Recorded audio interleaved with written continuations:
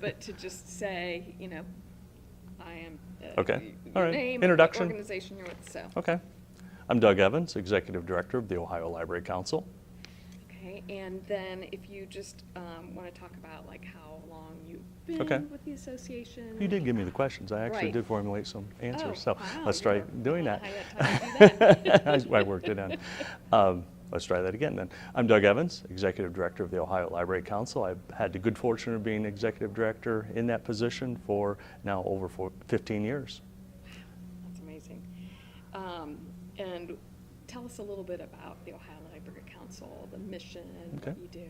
The Ohio Library Council is the professional association that represents Ohio's 251 public library systems, their staffs, their trustees, their friends groups. And our goal basically is to be an advocate for their interests in whatever way we can. In particular, we focus on representing their interests in the state legislature, the governor's office, a myriad of state agencies that could impact library service and the operations of libraries throughout the state. We also focus on education, performing a number of services, whether it be webinars, workshops, conferences, and so forth, to educate our members so that they can better serve their customers. We also provide a lot of information to them, to our members, to help them do their work, do it well. And then as an organization, we provide a tremendous number of opportunities for our members to be engaged in the organization in whatever way we can serve their needs and help them perform their jobs. Thank you and great job. As I was like, That's bobbing all my right. head. That's all right. You wanna I get that felt over. so You wanna get appropriate that doing You- that you in want- the library. Yeah, you want to Oh, try that gosh, over? And you did such a great No, job. that's all right. I say it all the time. So Okay. rewind. Okay. Your elevator speech. Yeah, well, that's a long ride on the elevator. Okay, where were we? Oh, yes. The Ohio Library Council is the professional association that represents Ohio's 251 public library systems. The Ohio Library Council is the professional association that represents Ohio's 251 public libraries. We serve their needs in a variety of ways. In particular, we are advocates for their interests with state government. Serving their interests in the state legislature, in the governor's office, a myriad of state agencies that can impact their ability to serve their customers and to operate their libraries. We also focus a significant amount of attention on the state legislature as they are engaged in the budget discussion, because a tremendous amount of the funding for Ohio's public libraries comes from the state, and so we're very interested anytime the legislature is talking about the state budget. And we also provide a tremendous amount of education to our members through conferences, workshops, conventions like we're here doing in Dayton, and provided a significant amount of information to our members to help them do their jobs and to serve their customers, and provide a tremendous number of volunteer opportunities for our members to further their careers and engage in their professional organization. Okay. What's going to be unique about it? Okay. What is involved? All right. We're here in Dayton for our annual convention and expo.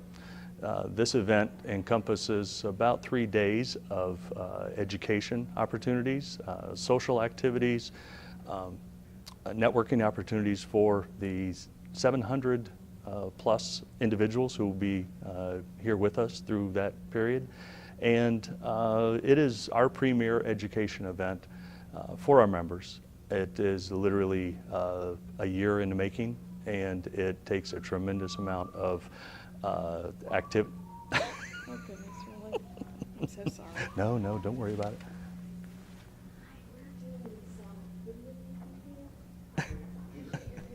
Yeah.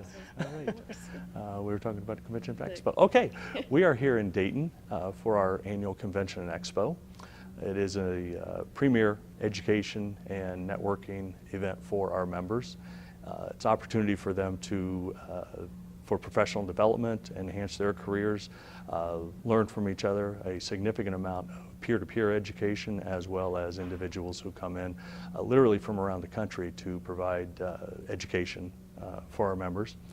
It is a great opportunity for them to socialize, because literally they come in from all over the state and can learn from each other.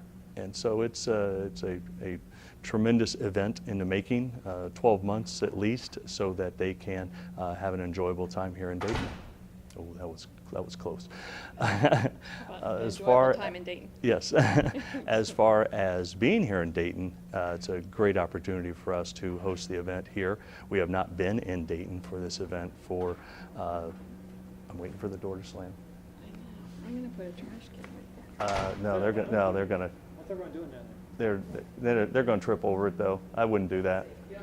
No. We're glad to be here in Dayton for our annual convention and expo. We have not been here in the city for a number of years. Last time was in the late 1990s.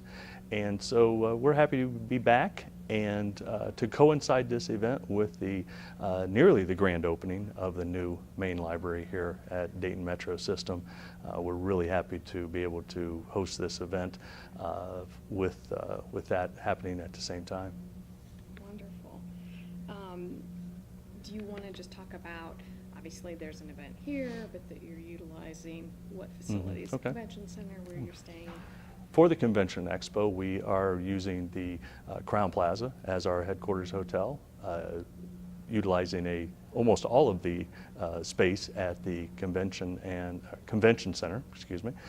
Let's try that again. Our headquarters hotel for the event is Crowne Plaza, and we are utilizing the Dayton Convention Center for our education and programming, and many of our social events. And of course, we are here at the Dayton Metro Library for an offsite event for them to see this facility. And I had no idea, 271, did you say? 251 libraries? 251 libraries, that is so fabulous. Yes. I know you have to be all things to all of your members. I don't know if you can talk to the uniqueness of the Dayton Metro Library System, or maybe that's difficult, and Tim can do that a little more easily. Maybe, but let me address the I guess the breadth of the library systems around the state. Yeah, as an organization representing 251 public library systems in the state, they range from the largest metropolitan areas in the state to the smallest villages and towns. They represent systems with multiple branches or one location, staffs ranging anywhere from 800 employees to 3 employees. So the needs of those libraries are tremendously broad because of the resources that may exist in some that don't exist in others. And so as an organization, we really have to be strategic in how we approach our job in representing their interests. There is a common level of interest amongst all of those libraries, but there is also 251 unique aspects of those libraries because of the communities they serve, the services they provide. Each of those libraries operates as an independent entity. They have a board that is appointed, and once those individuals are appointed, they determine what is going to serve in the best interests of their community. And so you can see programming that's very similar across the state in almost every library, and programming and services that are totally unique to those communities, because literally in most of the communities around the state, the public library is the epicenter of activity where literally things happen and work is done, collaboration is made, and the services are provided to those communities. It is amazing and exciting. I don't know if you can address it all, where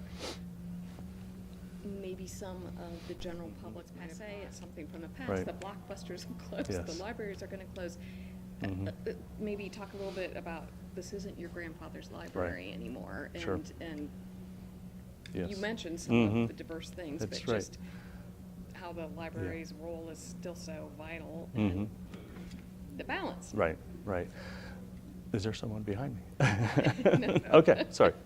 The evolution of the public library over the past few years has been so apparent and remarkable at the same time.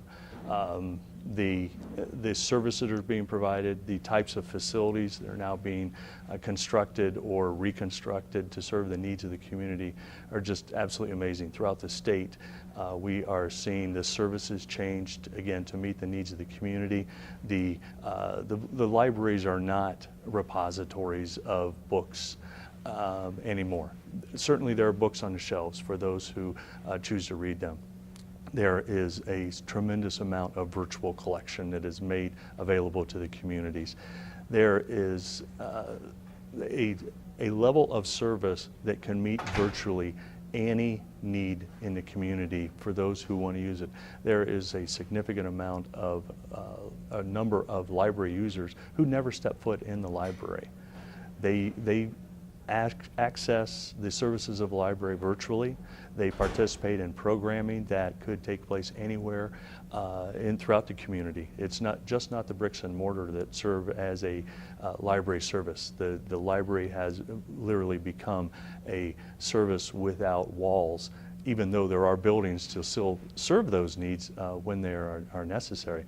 But again, in some of the communities, it is where everything happens. It often is the most accessible and available building for people to meet, but yet also serves a tremendous amount of outreach into the community with programming and services that go far beyond the walls, whether it be in daycare centers, in nursing homes, and those kinds of outreach services to meet the needs of the community.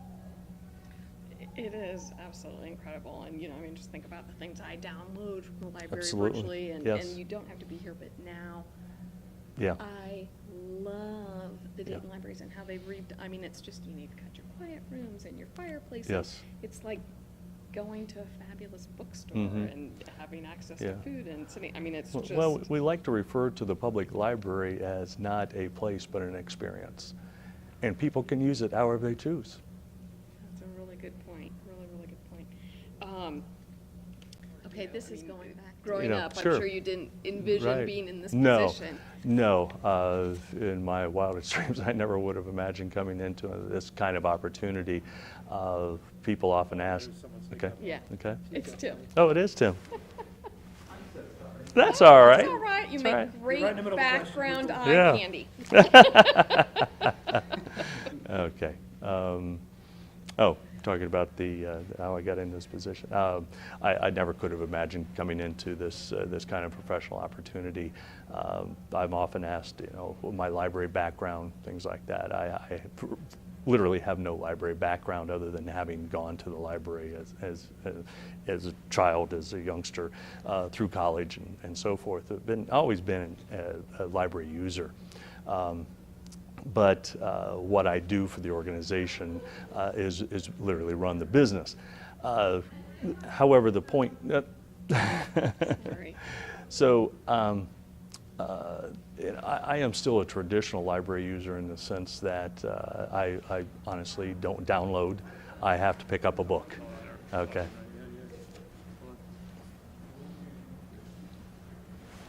Come on through, guys. Come on Folks, through. can you come through? We're doing a little videotaping. Or one way or the other. Oh, that's all right. Okay. They don't know. No, they don't. Hold on till our. Okay. I'm sorry that I know you've got to. Oh, that's all right. It's got a moosh here in a No, bit, that's all right. so. Okay. As far as being a library user, I would consider myself a traditional library user. I still pick up a book, and for reading. Certainly access it virtually for research and so forth, but I still need to hold the book in my hand. As far as what I read, probably one of the stranger or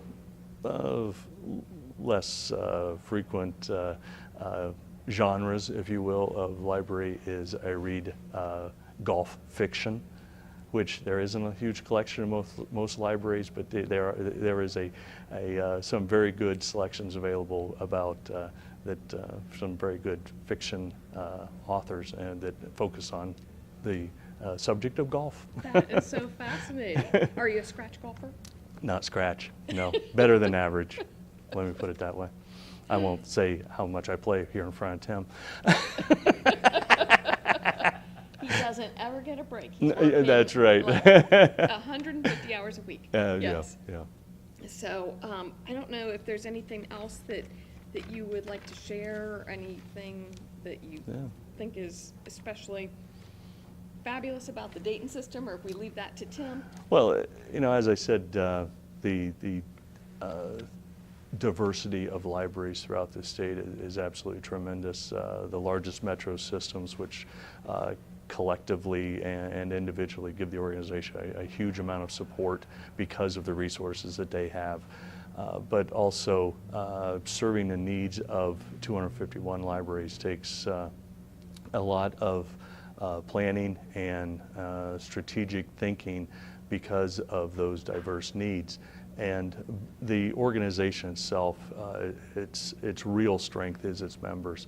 I have the incredible good fortune of being surrounded by board members who are absolutely dedicated to the profession and to the organization, and the volunteers who help us in every way possible, our committees and action councils that oversee the activities of our divisions, which represent various aspects of library service.